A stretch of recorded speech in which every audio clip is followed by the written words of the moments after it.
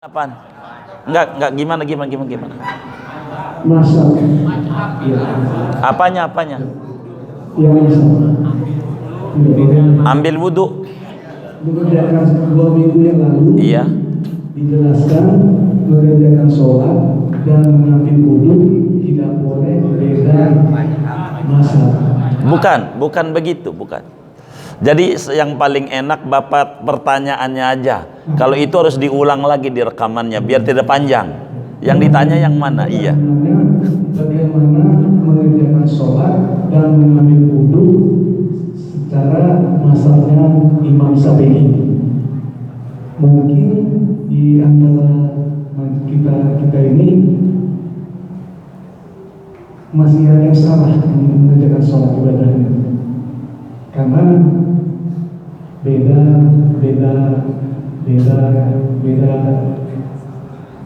masak. Yang ditanya gimana? Bagaimana? Pertanyaannya, bagaimana mengerjakan sholat dan mengambil wudhu secara masaknya Muhammad Imam Syafi'i. Baik, segitu aja cukup. Ini justru Bapak, dari pertanyaan Bapak, inilah kita ngaji ini nih. Kalau ditanya bagaimana mengerjakan sholat madhab Syafi'i yang diajarkan Nabi, ini kita lagi bedahin terus saja ini. Ini kita bedahin. Wudhu udah kelewat. Begitu. Kalau mau diulang lagi, kita harus ngaji dari awal lagi, dari 5 tahun lagi. Apa mau dimundurin lagi ini? Karena udah memasuki sholat ini, kajian kita ini. Maka apa yang diterangkan fardu wudhu ada 6. Begitu, 6 saja fardu wudhu, 6 saja. Begitu, itulah yang kemudian dijelaskan di dalam setiap kajian, bahwa fardu wudhu ada 6. Pertama niat, kedua membasuh wajah, ketiga membasuh tangan sampai siku, dua-duanya tuh, 2 tangan sampai siku. Kemudian 3 mengusap sebagian kepala. Begitu ke-5 adalah membasuh kaki sampai mata kaki. Ke-6 tartib. Sebetulnya yang dikerjakan oleh Bapak itu, ya itulah madhab Syafi'i, cuman nggak dibilangin aja. Begitu. Orang Indonesia ini yang diajarin ya madhab Syafi'i. Nggak ada wudhu di luar madhab Syafi'i ini di Indonesia ini. Saya nggak temukan itu, karena ya guru-guru kita yang ngajarin ya semuanya madhab Syafi'i. Wudhunya semua wudhu madhab Syafi'i. Hanya yang Bapak urai itu kemarin itu, yang dilarang itu bukan masalah wudhu. Jangan ampe dalam satu qadiyah ini mencampur adukan madhab. Itu yang dilarang, karena bapaknya waktu itu nanya madhab. Begitu, bagaimana ngambil yang enak-enak, itulah yang kita jelasin. Kita yang dilarang adalah mengambil yang enak. Kemarin dijelaskan juga bahwa contohnya jangan sampai makan di warung Padang harganya tuh begitu tuh. Yang dilarang begitu doang tuh. Dilarang. Jangan sampai wudunya yang seperti Bapak kerjakan madhab Syafi'i, pas batal sama bini nggak batal. Ini yang bakal bermasalah. Begitu. Mungkin bagaimana caranya biar nggak batal. Nah inilah kita bakal ajarkan bagaimana cara wudu di dalam madhab Malik umpamanya, yang mengatakan nggak batal. Termasuk juga madhab Abu Hanifah yang mengatakan nggak batal. Hanya nanti bakal ada perbedaan antara madhab-madhab tersebut. Begitu. Ini sebetulnya kenapa terjadi perbedaan ini madhab nih begitu, barangkali itu sajalah kalau kita mau bedah. Karena kalau kita ditanya bagaimana cara sholat madhab Syafi'i, inilah ngaji-ngaji ini terus saja. Baru juga Fatihah rukun keempat belum kelar, masih banyak. Dan ini baru syarat-syarat Fatihah. Ini lagi diajarin bagaimana cara-cara sholat menurut Rasulullah dalam madhab Syafi'i. Dan inilah kajian-kajian fikih kita ini menerangkan menuju ke sana. Begitu. Sedikit, dan waktu itu kita bedah juga pada kajian bab wudu. Mungkin bisa dibuka yang punya rekaman. Nih kita bedah aja surat Al-Maidah ayat 6 ya, biar mudah. Surat Al-Maidah ayat 6, Allah Subhanahu wa taala menyatakan berbicara wudu, ya ayyuhalladzina amanu idza qumtum ila sholati faghsilu wujuhakum wa aydiyakum ilal marafiqi wamsahu bi ru'usikum wa arjulakum ilal ka'bain. Ini aja saudara, coba kita perhatikan ayat Quran. Kalau ngelihat Qurannya saja tanpa kita berbicara tafsir, begitu. Wahai orang yang beriman, bila anda berdiri mau sholat, bila anda mau sholat maka wudhu. Kalau pakai Quran, setiap kita mau sholat wudhu, walaupun belum batal. Tuh nampaknya begitu. Ini Quran nih. Kalau nggak pakai tafsir. Kalau kita pakai tafsir yang kecil aja, Jalalain, nggak usah yang besar-besar. Kata Imam Suyuti, udah zara belum nih Ustaz Zardi ini? Oh udah juga, alhamdulillah. Imam Suyuti dalam tafsir Jalalain, ya ayyuhalladzina amanu idza qumtum ay aradtum qiyama, apabila anda mau sholat. Di sana dijelaskan, kata Imam Suyuti, wa antum muhdisuna, sementara anda tidak punya wudu, maka wudu dulu. Maknanya kalau anda masih punya wudu, enggak perlu wudu. Kalau Quran enggak ada bunyi begitu. Nah ini namanya tafsir. Maka yang praktek, faghsilu wujuhakum, basuh wajah. Ini faghsilu wujuhakum menjadi perdebatan dalam madhab. Kalau kita mau bedah, ini sebetulnya kajiannya harus tafsir ya, agar supaya kita ini. Cuman kalau kita ngomongin laut, masalahnya kobak, kita belum lulus renangnya. Kalau di laut tampaknya bur kita, begitu. Faghsilu wujuhakum. Pertama faghsilu, basuhlah. Ini perbedaan madhabnya.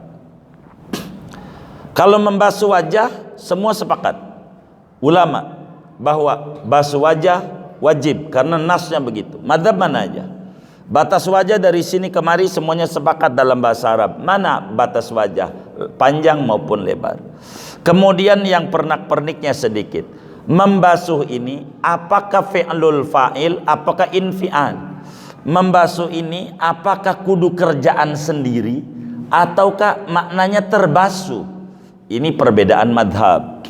Imam Malik mengata wajib membasuh dengan kerjaan sendiri. Apa kerjaan sendiri? Ibarat tangan kudu digosok-gosok. Tanpa digosok-gosok bukan membasuh. Umpama nih keran, digitu-gituin doang, atau kolam, tangannya dimasukin tanpa digosok-gosok, itu bukan membasuh. Ini namanya perbedaan madhab. Ini rada panjang. Kalau menuju kemari, kalau pengennya saya tidak mau mengajarkan ke sana kemari terlalu puyang. Masalahnya satu sepeda belum lulus, mau ngajarin sepeda terlalu banyak, jadi puyang begitu. Ini menjadi kendala. Kedua, wa aydiyakum ilal marafiq, sepakat semua ulama, tangan sampai siku. Kalaulah Allah tidak mengatakan ilal marafiq, bakal menjadi perdebatan, Pak. Gitu, tangan ini dari sini kemari tangan, dari sini kemari tangan, dari sini kemari tangan. Tandanya waktu berbicara mencuri dalam Islam, as-sariqu was-sariqatu faqta'u aydiyahuma, segini. Apakah basuh tangan itu dalam wudu segini? Ketika Al-Quran berikan garis catatan jelas qaid jar majrur ilal marafiq, maka semua ulama madhab sepakat. Begitu. Ini berbicara tafsir. Kemudian wamsahu bi ru'usikum, usaplah kepalamu. Nah, ini pertanyaan, ada ba nih. Ini rada repot. Ba. Wamsahu bi ru'usikum. Kalaulah Allah Subhanahu wa taala menyatakan enggak ada ba, artinya bacaannya wamsahu ru'usakum. Insyaallah semua ulama bakal sepakat seluruh kepala kudu diusap. Seluruh kepala kudu diusap. Kalau langsung ru'usakum tanpa ada bantuan alat huruf jar ba, maka ba ini punya makna. Inilah kemudian Imam Amriti di dalam kitabnya Nadham Jurumiyah, fannahwu awla awalan an yu'lama idzil kalamu dunahu lan yufhama. Ilmu gramatikal bahasa Arab, ilmu primer mendasar untuk membedah Al-Quran. Dari 14 disiplin ilmu yang harus dikuasai untuk Al-Quran, untuk melahirkan sebuah pemikiran yang benar atau hukum. Itu begitu. Maka dengan abba ini nyangkut, saudara. Dan ini semuanya dibenarkan. Ini menyebabkan perbedaan pendapat itu tidak bisa dihindari. Enggak bisa dihindari. Ada ulama mengata, nah ini madzhab Malik, abba itu artinya ta'diyah. Abba di sini maknanya ba maf'ul, biar gampang, ba ta'diyah. Jadi wamsahu bi ru'usikum maknanya wamsahu ru'usakum. Ini rada puyang sebetulnya, tapi nggak apa-apa. Puyang-puyang dikit mikirin ilmu, ganjaran gede. Wamsahu ru'usakum. Karena itu dalam madzhab Malik semua kepala kudu diusap. Karena abba namanya bata'diyah. Nanti ada syahidnya, dalil-dalil dalam bahasa Arabnya, syair-syair Arabnya. Ini karena Quran bahasa Arab. Kedua, Abu Hanifah berkata, abba di sini ada ba ilsaq. Ilsaq itu menempelkan. Kalau menempelkan, ilsaq bertemu gitu. Coba Anda punya telapak tangan, temukan di kepala Anda. Begitu kata Abu Hanifah. Ilsaq namanya. Padahal ilsaq bakal dibeda lagi. Ada ilsaq hakiki, ada ilsaq majazi. Panjang lagi, tapi nggak kesana-sana saya. Tempelin aja pala Anda, tangan Anda di pala. Kalau ditempelin, itu saudara memegang seperempat kepala. Maka dalam Abu Hanifah kudu diusap segini. Kalau nggak segini nggak sah. Begitu, kudu segini. Imam Baghawi di dalam Syarhus Sunnah pada bagian ini, sebagai di dalam At-Tahdzibnya juga, salah satu tokoh Syafi'i nyuruh seperempat kepala, dan Fathul Muin tulis kalau tidak salah di awal-awal pada bagian ini seperempat. Imam Syafi'i bilang ba di situ adalah bali tab'id, ba yang artinya sebagian. Arti sebagian itu bukan separuh, bagian mana aja. Bahasa Betawinya semetet artinya. Semetet. Tahu mengerti semetet? Gitu. Usaplah semetet kepala, bak tuh. Semetet mana aja yang penting palamu diusap. Begini jadi. Ini semuanya punya dalil. Semua dalam bahasa Arab. Ini yang menyebabkan enggak bisa dihindari perbedaan itu. Dan perbedaan ini adalah rahmat dari Allah. Bandingannya, kalau sepakat bagaimana? Wah, kalau sepakat bisa jadi adab. Kalau jadi sepakat, nyulitin. Contoh sepatu Nike. Kalaulah pabrik Nike itu sepakat semua, bosnya bikin nomor 1 aja 40. Nyulitin, sama yang kaki nomor 20, yang kaki kayak model saya ini 41, 42 ini. Enggak muat. Begitu. Maka mana yang cocok saja. Yang penting mereknya masih Nike. Madzhab mana aja. Jangan dibikin susah, kurang lebih begitu maksud kami. Jangan dibikin susah. Ini madhab, tapi nanti muqaranah bainal madhahib, nanti sesudah lulus madhab Syafi'i ini bisalah kita mengaji Al-Jazairi punya Fiqh ala Madhahibil Arba'ah, atau kita ngaji daripada Bidayatul Mujtahid. Begitu kita bisa bedah, atau kita ngaji Mizan Al-Kubra untuk perbandingan madhab. Tapi kita nggak usah berbicara perbandingan dulu. Ini madhab Syafi'i ini masih lolos apa lulus ya? Iya, tulisannya sama, lam waw sin masalahnya, tinggal bacanya doang ini.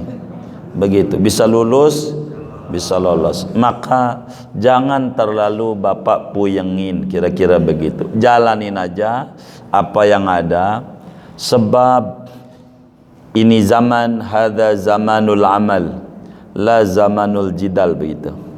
Ini zaman, ini waktunya praktek. Nah, kalau kita membedah, perut kita lapar, nanya sama KFC.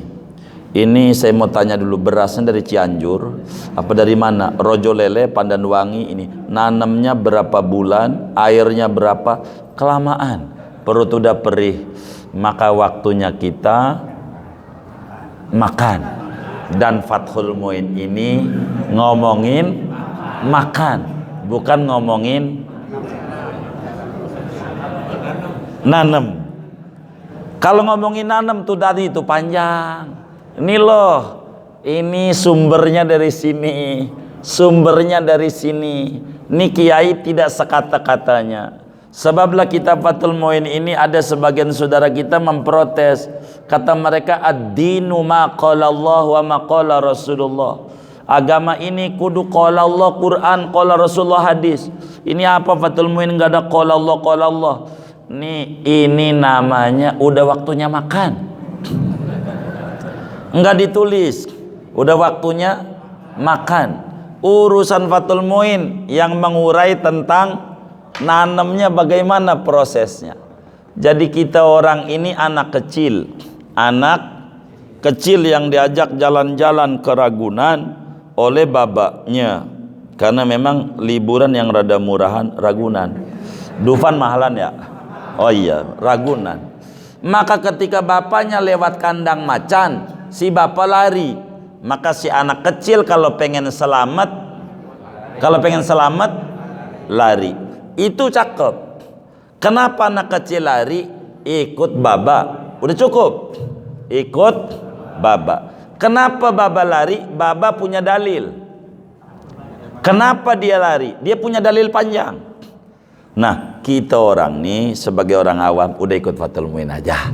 Fathul Muin ikut Nabi, ikut Quran. Sama. Kita juga ikut Nabi, ikut Quran.